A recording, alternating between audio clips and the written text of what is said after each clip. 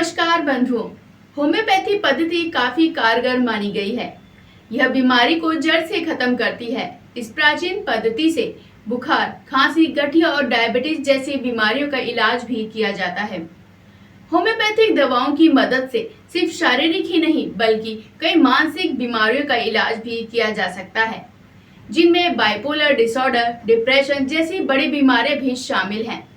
साथ ही होम्योपैथी में कई मूड डिसऑर्डर भी ठीक किए जाते हैं और साथ ही इन दवाइयों को लेने से साइड इफेक्ट भी नहीं होता है। तो चलिए जानते हैं डॉक्टर मुग्धा जी से कि किन किन बीमारियों का इलाज होम्योपैथी में संभव है।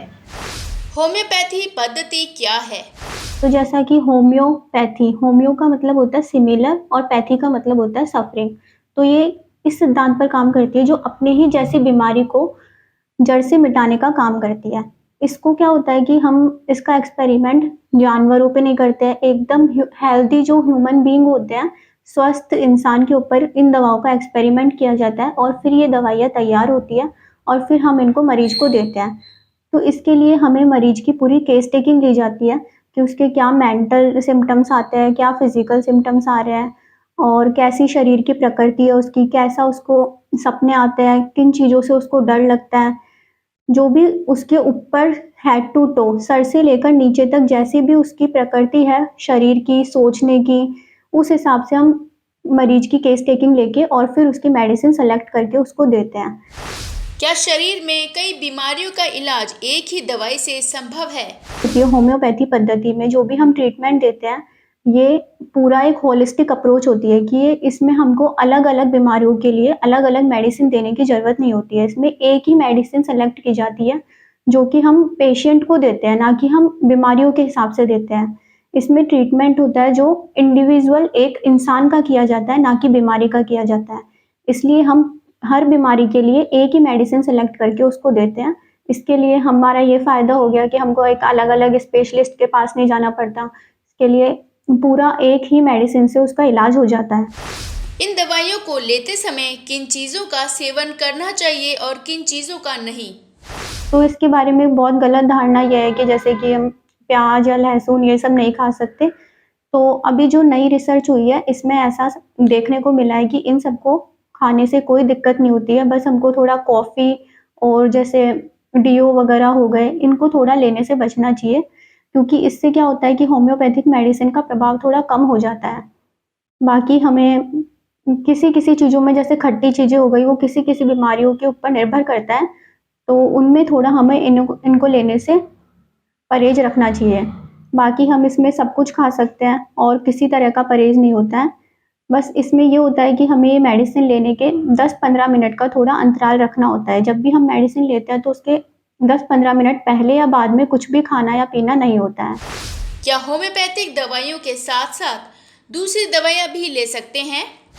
तो जैसे कुछ बीमारियाँ हो गई कि कोई मरीज़ है वो बीपी से परेशान है या उसके थायराइड की दिक्कत है या फिर डायबिटीज़ हो गई और उसकी दवाई पहले से चल रही है, तो वो होम्योपैथिक दवाओं के साथ-साथ ये मेडिसिन्स भी ले सकता है।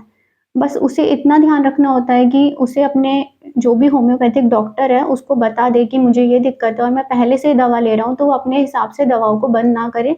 आपका डॉक्टर अपने हिसाब से उन दवाओं को धीरे-धीरे कम करके और फिर बंद कर देता है।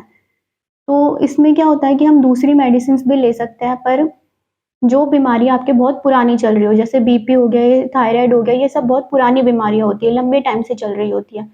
लेकिन ड्यूरिंग होम्योपैथिक ट्रीटमेंट अगर आपको खाँसी, जुकाम या फिर जैसे कभी लूज़ मोशन हो गई, ये छोटी-छोटी दिक्कतें हो गई, तो आपको कोई अंग्रेजी दवाइयाँ या एलोपैथिक ट्रीटमेंट नहीं लेना है अगर आप होम्योपैथिक दवाई ले रहे हो। क्योंकि इनसे क्या होता है कि आपके जो होम्योपैथिक दवाइयाँ हैं, उनका प्रभाव कम हो जाता है।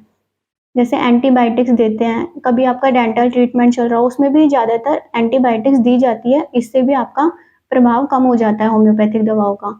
तो इनको आपको लेने से बचना चाहिए, ये आपका पार्ट ऑफ ट्रीटमेंट ही होता है कि अगर आपको खाँसी, जुकाम ऐसी छोटी-छोटी चीज़ें हो रही है, तो वो आपका पार्ट ऑफ ट्रीटमेंट है, इसमें आपको होम्योपैथिक दवा से ही फ़ायदा मिलेगा।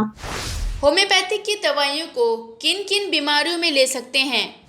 तो ये हर बीमारियों में इसका बहुत ही अच्छा प्रभाव देखने को मिलता है और सबसे अच्छी बात ये है कि ये जड़ से ख़त्म करती है हर बीमारी को। जैसे कि हेयर फॉल हो गया, लोगों में बहुत ज़्यादा समस्या देखने को मिलती है, हेयर फॉल हो रहा है और एलर्जी हो गई, अस्थमा हो गया, ये सब चीज़ें हो गई, तो इसमें आपको टाइम लगता है लेकिन धीरे-धीरे ये सब चीज़ें ख़त्म हो जाती है। अगर वो बीमारी बहुत पुरानी है, तो उसमें टाइम लगता है।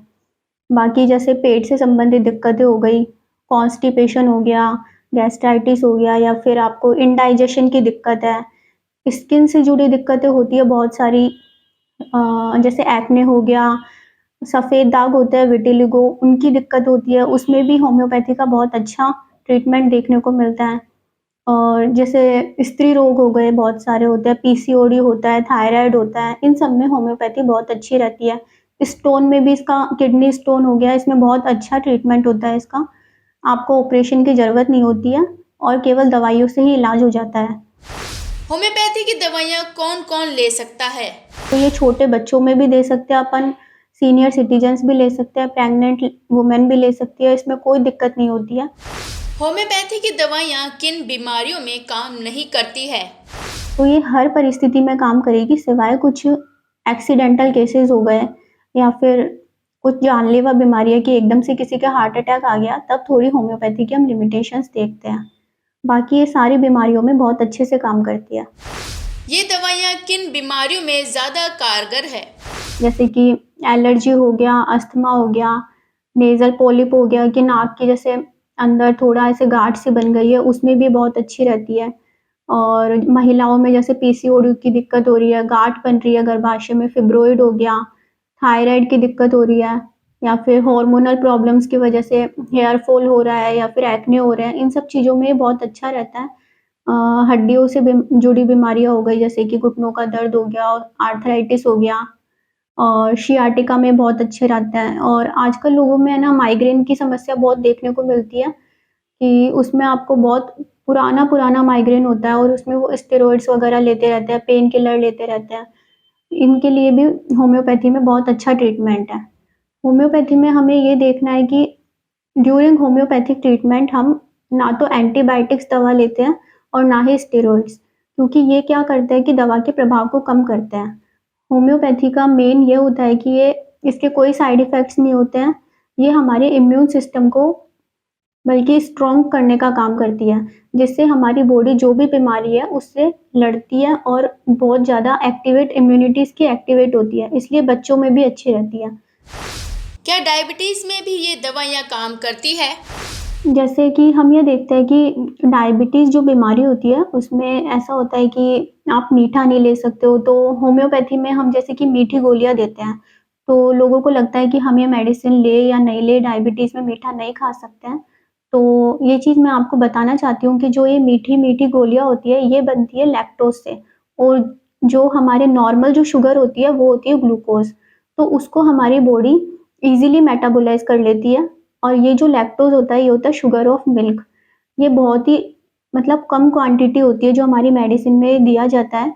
इसको लेने से अगर डायबिटीज़ का पेशेंट इन दवाओं को लेता है तो लैक्टोज़ शुगर उसको कोई नुकसान नहीं पहुँचाती है, वो ईज़िली ये दवा ले सकता है। तो ये अगर आपकी ये थोड़ी इसके बारे में आपको मिसअंडरस्टैंडिंग हो तो ये आपको मैं बताना चाहती हूँ कि इन दवाओं को डायबिटीज़ पेशेंट भी ईज़िली ले सकता है। तो यह था हमारा आज का स्वास्थ्यम। बंधुओं, कई लोगों का ऐसा मानना है कि होम्योपैथी के इलाज में बहुत समय लगता है, इसलिए कई लोग इनके इलाज पर विश्वास नहीं करते हैं, जबकि सबसे सुरक्षित और बिना साइड इफेक्ट के इन दवाइयों पर भरोसा कर सकते हैं। अगर हम दूसरी दवाइयों को लेते हैं तो उनका कहीं ना कहीं साइड इफेक्ट अवश्य होता है, इसलिए होम्योपैथी सबसे विश्वसनीय और सुरक्षित चिकित्सा पद्धति है। तो चलिए मिलते हैं अगले शुक्रवार एक नए डॉक्टर के साथ। तब तक आप देखते रहें विश्वकर्मा टुडे न्यूज़।